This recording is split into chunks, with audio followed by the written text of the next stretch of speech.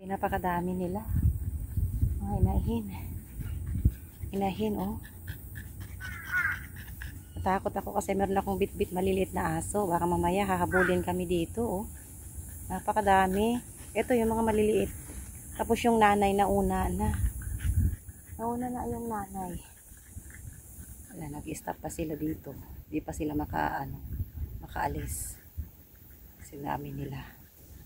Hala, ito pa naman yung bit-bit ko. Si Frenchie. Maliit na Frenchie. At saka maliit na Chihuahua, oh. Ayan.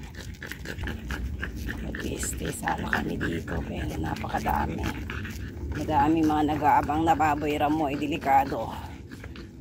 Baka mamaya kakainin nila itong aking alagang mga aso. Ayan. Ayan sila. Si Dumpling. Pagod si Dumpling. Dumpling. Ayan. Pahinga muna kami dito. Pahinga muna kami dito. Tsaka mamaya ayan.